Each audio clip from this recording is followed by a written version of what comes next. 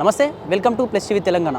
ఇంకా మూసీకి సంబంధించిన సుందరీకరణ విషయంలో ఇంకా కొట్లాట జరుగుతూనే ఉంది. ఇంకా పెద్ద ఎత్తున కూడా చర్చలు నడుస్తూ ఉన్నాయి, ప్రెస్ మీట్ కూడా నడుస్తూ ఉన్నాయి. అదే అంశంలో దీనికి సంబంధించి పర్యావరణ సంబంధించిన డిపార్ట్మెంట్ జాన్ మైకేల్ గారు మనతో ఉన్నారు. ఇప్పటికే చాలా రోజులుగా కూడా మూసీ వల్ల చాలామంది ఇబ్బందులు గురవుతూ ఉన్నారు. అక్కడ ఉన్న పేదవాళ్ళ ఇండ్లను కూడా హైడ్రా పేరుతో తీసేస్తూ ఉన్నారని చెప్పేసి వాళ్ళకి సపోర్ట్గా కూడా ఎన్నో రకాల ప్రొటెస్ట్లు కూడా చేశారు. ప్రభుత్వానికి వాళ్ళ యొక్క వాయిస్ని కూడా వినిపించేటువంటి ప్రయత్నం చేశారు. మాట్లాడదాం మరి ఈ రోజు కూడా ఆ సోమాజిగూడ ప్రెస్ క్లబ్లో ఒక ప్రెస్ మీట్ ఏర్పాటు చేశారు. ఎందుకు అసలు ఏం జరిగిందని చెప్పేసి పూర్తి విషయాలు మాట్లాడదాం. నమస్తే బ్రదర్. నమస్తే అండి. ఏంటి చాలా రోజులుగా కూడా మీరు పోరాటాలు చేస్తూనే ఉన్నారు. ఇంకా ప్రభుత్వం కనీసం వీటిపైన కూడా చర్చ కూడా సిద్ధం కాలేకపోతుంది. మీరు డైరెక్ట్గా ఆ పీపీటీ పద్ధతిలో కూడా ప్రతి అంశాన్ని కూడా ప్రభుత్వం దృష్టికి తీసుకెళ్లే ప్రయత్నం చేశారు. ఏంది మళ్ళీ ఈ రోజు మళ్ళీ ప్రెస్ మీట్ గల కారణం ఏంటి? నా పేరు జాన్ అండి. మూసీ జన ఆందోళన తరపున మేము ఈరోజు ఈ ప్రెస్ మీటింగ్ని కండక్ట్ చేయడం జరిగింది. అయితే 2024లో ప్రభుత్వం ఇల్లులు కూల్చడంతో మొదలుపెట్టిన ఈ తతంగం 2 సంవత్సరాలు దాటిన తర్వాత కూడా ఒక విధానం లేకుండా ముందుకు వెళ్ళిపోతుంది ప్రభుత్వం అని మేము కొంత ఆవేదనలో ఉన్నాము. ఎప్పుడైనా ఒక మెగా ప్రాజెక్ట్ వచ్చే ముందు దానికి సంబంధించిన ప్లాన్ని ప్రభుత్వం ప్రజల క్షేత్రంలో పెట్టాల్సిన అవసరం ఉంటుంది. సో డీటెయిల్ ప్రాజెక్ట్ రిపోర్ట్ అనేది ఒక నెసెసిటీ, అంటే చట్టపరంగా అది ఒక కంపల్సరీ థింగ్. కానీ అలాంటి డీటెయిల్ ప్రాజెక్ట్ రిపోర్ట్ని ఈ మూసీ పైన మేము ఇట్లాంటి ఒక రివర్ ఫ్రంట్ని కట్టాలనుకుంటున్నాము అని చెప్పి వాళ్ళకి ఒక విజన్ ఉంది, మంచిదే. ప్లాన్ ఏంటో చెప్పాలి కదా. ఎందుకంటే ఎవరిని ఎఫెక్ట్ చేయని ప్రాజెక్ట్ అనుకోండి పర్లేదు, వేల మందిని ఎఫెక్ట్ చేసే ప్రాజెక్ట్ ఇది.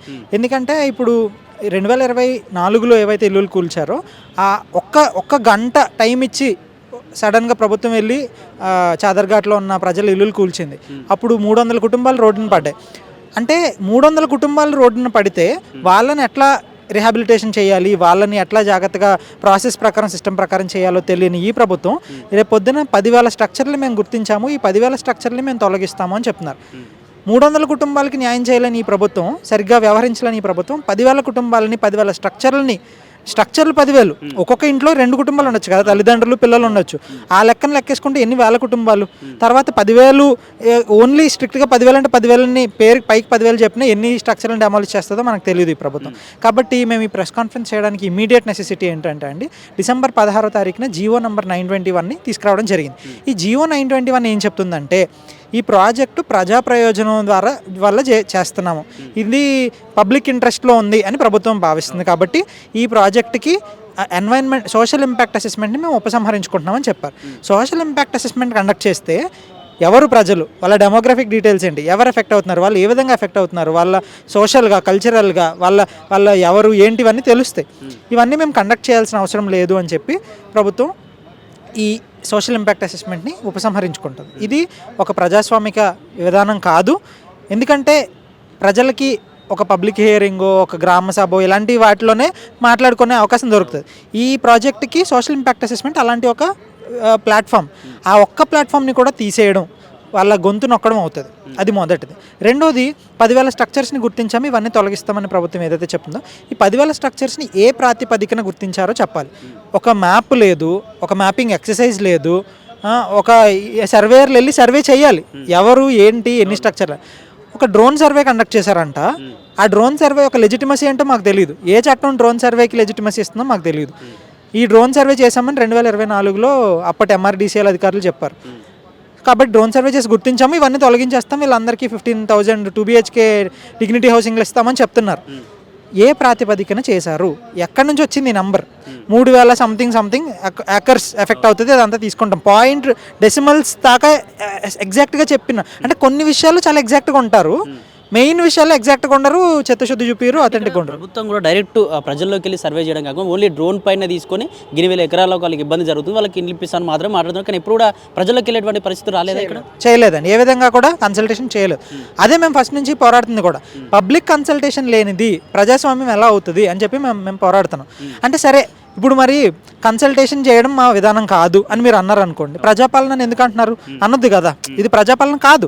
2, కన్సల్టేషన్ మాతో చేయరు, సరే ఇంకొకరితో చేస్తున్నారు. ఎవరితో అంటే, మన తెలంగాణ రైజింగ్ సమ్మిట్ జరిగింది, పెద్దగా కోట్లు ఖర్చు పెట్టి చాలా ఘనంగా ఆర్భాటంగా చేశారు. ఆ సమ్మిట్లో వచ్చిన ఫారెన్ ఇన్వెస్టర్లకి సినిమాలుగా చూపించి ఇది మా ప్లాను, ఇది ఇలా ఉంటుంది అని చెప్పి ఒక బాహుబలి లెవెల్ ఈ VFXతో చేసి చూపించారు. అంటే మీరు మాట్లాడడానికి సిద్ధమే, ఇన్వెస్టర్లతో మాట్లాడడానికి సిద్ధము. ఏషియన్ డెవలప్మెంట్ బ్యాంక్ వాళ్ళు వచ్చారు మన జనవరి హైదరాబాద్, వాళ్ళతో మాట్లాడడానికి సిద్ధము. అంతే తప్ప ఎఫెక్ట్ అవుతున్న కమ్యూనిటీస్తో మాట్లాడడానికి సిద్ధంగా లేరు. మేము ఆ ADB వాళ్ళు వస్తున్నారని చెప్పి న్యూస్ పేపర్లో తెలుసుకొని వాళ్ళని చేసి వాళ్ళని పట్టుకొని, సార్ మాతో మాట్లాడండి, మేము ఎఫెక్టెడ్ కమ్యూనిటీస్, మేము ఎట్లా దీనిపైన పోరాటం చేస్తున్నామని చెప్తే అప్పుడు వాళ్ళు టైం ఇస్తే వాళ్ళతో కూర్చొని వాళ్ళకి ఇవన్నీ వివరిస్తే వాళ్ళు మాతో ఏం చెప్పారంటే చాలా ఆశ్చర్యకరమైన సంఘటన. ఏడీబీగా మేము ఈ లోన్ ఇంకా అప్రూవ్ చేయలేదు, మాకు కాన్సెప్ట్ నోటే రాలేదు, ఇంకా ఫస్ట్ డిస్కషన్ స్టేజ్లో ఉంది అని చెప్పి ఏడీబీ వాళ్ళు చెప్పారు. శ్రీధర్ బాబు గారు ఐటీ మినిస్టర్ గారేమో అసెంబ్లీలో, ముఖ్యమంత్రి గారు ఫ్లోర్ అసెంబ్లీలో ఏడీబీ వాళ్ళు ఒప్పేసుకున్నారు, లోన్ వచ్చేస్తుంది, ఇన్ ప్రిన్సిపల్ అగ్రిమెంట్ వచ్చేసింది అని చెప్పి ఏ బేసిస్ మీద ప్రజల్ని మభ్య పెడుతున్నారు? మీడియాని ఎందుకు మిస్లీడ్ చేస్తున్నారు? మీకు లోన్ రాకుండా 4,100 కోట్ల లోన్ వచ్చేసింది అని చెప్పి ఎట్లా చెప్తున్నారు అని చెప్పి మేము ప్రశ్నిస్తూ, ప్రజల్ని మిస్లీడ్ చేస్తూ స్ట్రాటజిక్గా సైలెన్స్ మెయింటైన్ చేస్తూ, ఇప్పుడు నేను జియో 921 అని చెప్పాను. ఈ జియో 921ని డిసెంబర్ 16వ తారీఖున ఇస్తే, గజెట్లో డిసెంబర్ 18వ తారీఖున పబ్లిష్ చేస్తే, ఫిబ్రవరి వరకు అది ఇంటర్నెట్లో రాలేదు. అంటే వాళ్ళు స్ట్రాటజిక్గా దాన్ని ముందు పెట్టకుండా ఆపారు, అంటే బ్యాక్ డేటెడ్గా అప్లోడ్ చేశారు. అసలు ఇది ఒక రకంగా చాలా రాంగ్. మేము దీన్ని కోర్టులో ఫైట్ చేయబోతున్నాం, కోర్టులో ఇది నిలవదు. ఏ బేసిస్ మీద బ్యాక్ డేటెడ్గా అప్లోడ్ చేస్తారు? అది మభ్యపెట్టి మిస్లీడ్ చేయడం కాదా? కాబట్టి లీగల్గా మిస్లీడ్ చేస్తున్నారు, పొలిటికల్గా వాళ్ళ నెగోషియేషన్స్లో కూడా మీడియాతో వాళ్ళు ప్రెస్ మీటింగ్లు పెట్టి ప్రభుత్వం చెప్పేటప్పుడు ఇదేదో ఒక ఎజెండాతో వీళ్ళు అపోజిషన్లతో కలిసి ఇట్లా చేస్తున్నారని చెప్పి మమ్మల్ని యాక్టివిస్టులని మెలైన్ చేయడానికి ఒక విధంగా చేస్తూ, రైట్స్ పాయింట్ ఆఫ్ వ్యూలో ప్రజల నివాస హక్కుల్ని, వాళ్ళ మానవ హక్కుల్ని ఉల్లంఘిస్తూ, కనీస డెమోక్రటిక్ ప్రాసెస్కి గౌరవం చూపించకుండా ఈ ప్రభుత్వం ఏదైతే ముందుకు వెళ్తుందో, ఈ ప్రభుత్వం యొక్క విధానాలని మూసీ రివర్ ఫ్రంట్ పట్ల ఉన్న వైఖరిని మేము మూసీ జన ఆందోళన తరపున, మూసీ ప్రజల తరపున, సేవ్ మూసీ తరపున, క్లైమేట్ ఫ్రంట్ తరపున, దళిత్ బహుజన్ ఫ్రంట్ తరపున, హ్యూమన్ రైట్స్ ఫోరం తరపున మేము ఖండిస్తూ ప్రభుత్వం ప్రజలతో మాట్లాడి ముందుకు వెళ్ళాలని చెప్పి మేము కోరుకుంటున్నాము. ఇంకొక విషయం ఏంటంటే అండి, దేశంలో ఎక్కడెక్కడైనా రివర్ ఫ్రంట్లు అనేవి వచ్చినాయో ఆ రివర్ ఫ్రంట్లన్నీ ఫెయిల్ అయినాయి. రివర్ ఫ్రంట్లని ప్రభుత్వాలు ఏమని చూపిస్తాయంటే నదిని క్లీన్ చేయడానికి ఇది ఒక మంచి విధానం, తర్వాత మనకి రెవెన్యూ వస్తుంది అది అని చెప్తాయి. కానీ వాస్తవానికి నర్మదా రివర్ ఫ్రంట్ని మనం తీసుకుంటే, సబర్మతి రివర్ ఫ్రంట్, ఆ సబర్మతి రివర్ ఫ్రంట్ గుజరాత్లో ఏదైతే ఉందో, నరేంద్ర మోదీ గారి బ్రెయిన్ చైల్డ్, దాన్ని చూసి కాపీ కొట్టిన మోడల్స్ ఇవన్నీ. అయితే ఆ నది కూడా ఇప్పటికీ సెకండ్ మోస్ట్ పొల్యూటెడ్ రివర్గా ఉంది. ఈ రివర్ ఫ్రంట్ వచ్చి 10 ఏళ్ళ పైన అయింది సబర్మతి పైన. మరి అన్ని కోట్లు ఖర్చు పెట్టి కట్టిన సబర్మతి రివర్ ఫ్రంట్ కూడా ఏ ఉపయోగం తీసుకురానప్పుడు, హైదరాబాద్లో ఉన్న మూసీ నది పైన కట్టే మూసీ రివర్ ఫ్రంట్ ఏ విధంగా పాజిటివ్ రిజల్ట్స్ తీసుకొస్తుందని మేము డిమాండ్ చేస్తూ, ముందుగా ఎవరైతే కలుషితం చేస్తున్నారో ఈ నదిని, మా మూసీ నదిని కలుషితం చేస్తున్న ఫార్మాసిటికల్ ఇండస్ట్రీలని, సిమెంట్ ఇండస్ట్రీలని, పటాన్ చెరువు దగ్గర ఉన్న కార్పొరేట్ ఈ ఇండస్ట్రీలు అన్నిటిని మీరు ఫస్ట్ వెళ్ళి అక్కడ పొల్యూషన్ ఆపండి. మీ పొల్యూషన్ కంట్రోల్ బోర్డు ఈ ప్రాసెస్ మొత్తంలో సైలెంట్గా ఖమోష్ కూర్చుంది. పొల్యూషన్ బోర్డు వెళ్ళి ఫస్ట్ వాళ్ళపైన జరిమానా విధించాలి. ఈ సీవరేజ్ అంతా వెళ్ళి మూసీలోనే కలుస్తుంది, హైదరాబాద్లో ఉన్న దీని అంతటిని కట్టడి చేయండి.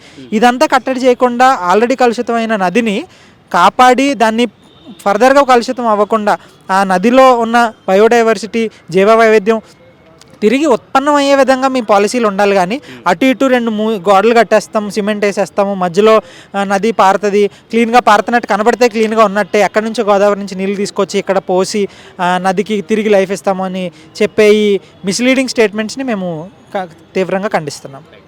థ్యాంక్ యూ అండి.